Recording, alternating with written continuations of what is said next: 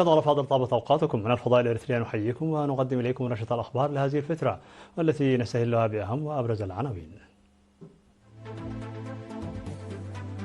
السدود في الإقليم الأوسط توجد في أوضاع جيدة.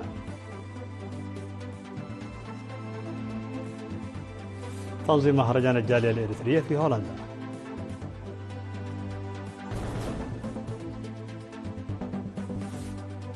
الأمطار تحدث أضرارا كبيرة في ضاحيتي عدن أمن والدنا بمديرية لوق عنسبة.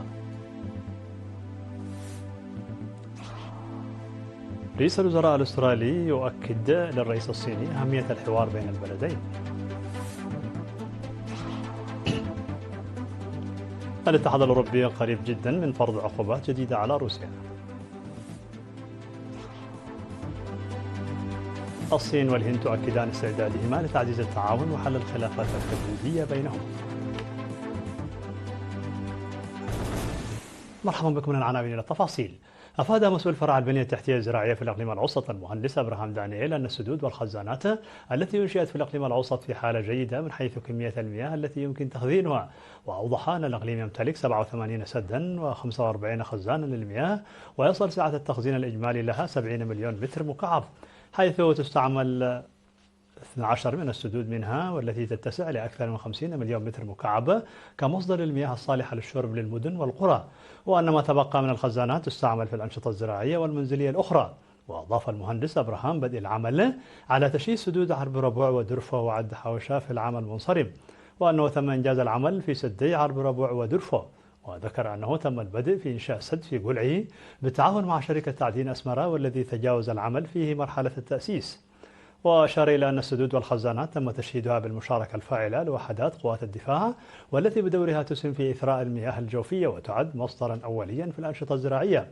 وفي الختام حث الجميع على إصلاح وصيانة الحواجز باستمرار لمكافحة ظاهرة امتلاء الخزانات بالطمين. نظمت الجالية الإريترية في هولندا مهرجانها السنوي يومي 10 و11 من يوليو في مدينة روتردام، وافتتح سفير إريتريا في الاتحاد الأوروبي ودول بينلوكس السفير ناغاسي كاسا المهرجان، الذي شهد مشاركة واسعة من المواطنين المقيمين في هولندا. وفي كلمته أشاد رئيس الجالية الإريترية في هولندا السيد زرآي جبرو لكل المساهمين في تنظيم التجمع الوطني الذي ينظم بشكل سنوي، كما أشاد بلجنة تنسيق الاحتفالات والتنظيمات الوطنية والأفراد والمؤسسات. وقدم السفير ناغاسي كاسا توضيحا عن التقدم التنموي في البلاد، مشيرا بأن إريتريا تعمل على ترسيخ الاستقرار السياسي والسلام في المنطقة بصمود وخطة ثابتة ومواجهة الضغوطات والأوضاع السياسية الراهنة دوليا. وأشاد السفير ناغاسي بمساهمة المواطنين في المهجر في التصدي للضغوطات والاتهامات الغير مبررة والبعيدة عن الحقيقة، بالتكاتف مع الشعب والحكومة في مواجهتها ومن ثم الانتصار ضمن مسيرة وطنية شاملة. وأوضح مسؤول الشؤون القنصلية السيد كبر أب تولي بدوره أهمية المهرجان والتجمع الوطني السنوي للإريتريين في الجاليات، حيث تعمل السفارات والقنصليات على تقديم خدمات للمواطنين. وأشاد مسؤول الشؤون الشعبية والجاليات السيد إسحاق مناسي بمشاركة الشباب في تنظيم وتجهيز هذه الفعالية الوطنية التي تجسد الوحدة الوطنية وتعرف بالهوية الوطنية وتورثها للأجيال الحالية. كما تم تنظيم عروض ثقافية تستعرض التناغم الاجتماعي للقوميات الإريترية، إلى جانب تقديم شهادات تقديرية للمساهمين في تنظيم وإنجاح الفعاليات الوطنية في السنوات الأخيرة الماضية. وقدمت فرقة فنية أتت من البلاد عروض فنية ضمن فعاليات المهرجان الوطني السنوي للجالية الإريترية في هولندا. أوضح مسؤول وحدة التنمية بفرع وزارة الزراعة بإقليم عنسبة السيد كاساتي غويتوم بأن العمل جاري لتوسيع نطاق زراعة المانجو في الإقليم. وأوضح المسؤول أن زراعة المانجو تغطي مساحة 178 هكتارا في المديريات المحاذية على طول نهر عنسبة، وهي مديريات عيلة برعد وكرن وعمل مالو وهبرو وأصماط. ويحصد المانجو الذي ينمو في التربة الرملية والمناخات المعتدلة مرة واحدة سنويا، ويصل إنتاجه إلى 10 كنتال للشجرة، ويتراوح بين 150 و 180 كنتالا للهكتار. وفي معرض حديثه أكد السيد كاساتي غويتوم أنه على الرغم من أن زراعة المانجو لا تتطلب الكثير من الاستهلاك والعناية عند نضجها، إلا أنها تزرع على ضفاف الأنهار وقد تتعرض للآفات التي تنجم عن كثرة المياه. وينصح الخبراء المزارعين بحصادها قبل نضجها واستخدام المبيدات الحشرية الطبيعية. وقال المسؤول أن المانجو غني بالعناصر الغذائية ويمكن تحضيره كطعام أو عصير أو كوجبة خفيفة أو بطرق أخرى. أحدثت الأمطار التي هطلت في ضاحيتي عدن أمن وأدنا بمديرية لقو عنسبة مصحوبة بالرياح القوية والثلوج أضرارا على الأحياء السكنية والبساتين وخطوط مد الكهرباء والبنية التحتية الزراعية. وأفاد مدير ضاحية عدن أمن السيد كحساي أملسوم أن الأمطار التي هطلت في الضاحية مساء 12 من يوليو الجاري أضرت ببساتين الخضروات وقمرت 8 من الآبار واقتلعت أسقف 8 بيوت إلى جانب تدمير جزئي ل7 بيوت في القرية. وتشير الأنباء الواردة عن إصابة مواطن بكسور وأنه لم تسجل أي حالة وفاة أو إصابة بليغة. وذكرت مسؤولة وحدة التنمية الاقتصادية السيدة إيلسا رؤسوم وممثل الزراعة في منطقة شمال عنسبة السيد دالش تسفاي أن الأمطار دمرت 15 هكتارا من البساتين بالإضافة إلى اقتلاع أشجار معمرة جراء الرياح القوية. وأضافت الأنباء الواردة مؤخرا إلى تدمير 6 حواجز مائية جراء الأمطار الغزيرة التي هطلت في ضاحية أدنا. استشهد السفير محمد عمر محمود عضو وزارة الخارجية يوم أمس 14 من يوليو بالعاصمة أسمرة عن عمر ناهز 71 عاما جراء مرض ألم به. التحق الشهيد بصفوف الجبهة الشعبية لتحرير إريتريا عام 1978 وانتخب عضوا للجنة التنفيذية وسكرتير الاتحاد في المؤتمر التأسيسي لاتحاد الطلبة الإريتريين حتى عام 1984 ليصبح مسؤول مكتب الجبهة الشعبية في سوريا حتى عام 1987. ثم عمل كنائب مسؤول وحدة الدراسات في مكتب الشؤون الخارجية للثورة حتى استقلال البلاد في عام 1991.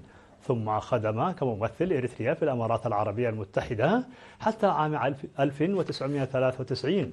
ثم من عام 1993 وحتى العام 1997 كسفير دائم لإريتريا في دولة الأمارات العربية المتحدة وسفير غير مقيم في اليمن والكويت والبحرين وقطر. ثم سفير إريتريا في جمهورية مصر العربية وسفير غير مقيم في المغرب والجزائر وتونس من عام 1998 وحتى العام 2001. ثم مدير عام دائرة الشرق الأوسط وشمال إفريقيا في وزارة الشؤون الخارجية من عام 2001 وحتى عام 2007. ثم سفيرا في المملكة العربية السعودية من عام 2007 وحتى العام 2019 حيث عمل في السلك الدبلوماسي بكفاءة واقتدار في خدمة الشعب والبلاد. الشهيد السفير محمد عمر محمود رب أسرة وأب لابنين. وستتم مراسم الدفن ظهر يوم غد 16 من يوليو في مقبرة الشهداء بالعاصمة أسمرة. مشاهدينا الأفاضل كانت هذه الأخبار الداخلية. فاصل قصير ونوافيكم بالأخبار العالمية فابقوا معنا.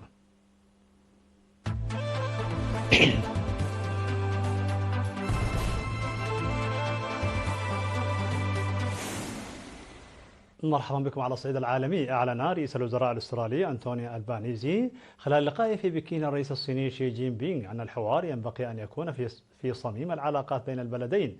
ويقوم ألبانيزي بزيارته الثانية للصين بوصفه رئيسا للوزراء سعيا إلى تعزيز العلاقات التجارية بين البلدين وفقا لوكالة الصحافة الفرنسية.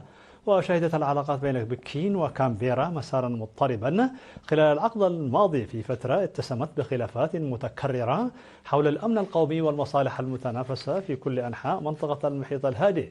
لكن العلاقات بدأت تتحسن في ديسمبر عندما ألقت الصين حظرا على استيراد جراد البحر الصخري الأسترالي.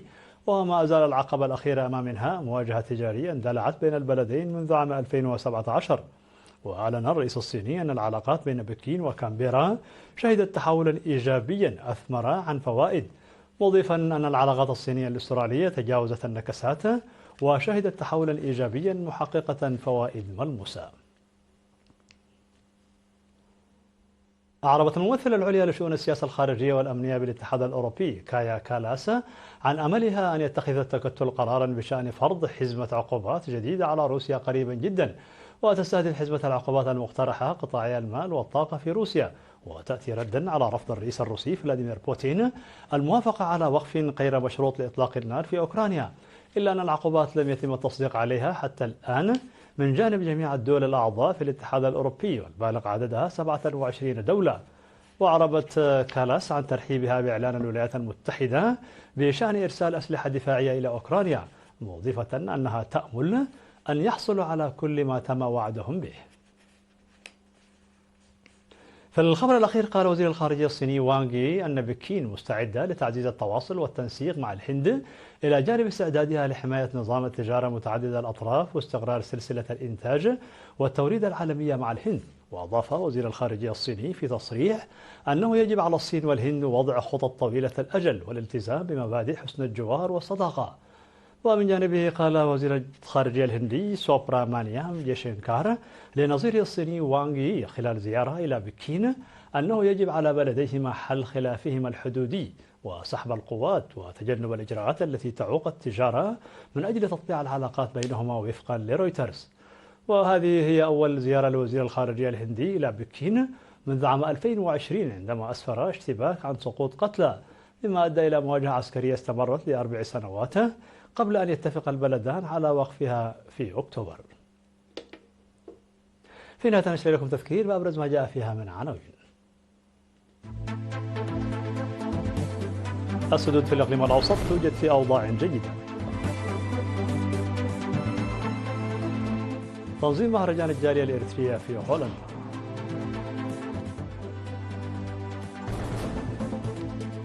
الأمطار تحدث أضرارا كبيرة في ضاحية عبد الأمن وديناب مديرية عن سبع. رئيس الوزراء الأسترالي يؤكد للرئيس الصيني أهمية الحوار بين البلدين. الاتحاد الأوروبي قريب جدا من فرض عقوبات جديدة على روسيا.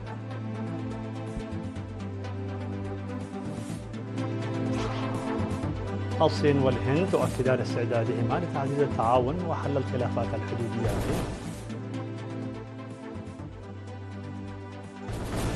مشاهدينا الأفاضل، بهذا نكون قد وصلنا بكم إلى نهاية النشرة. شكرا على حسن المتابعة، دمتم بألف خير.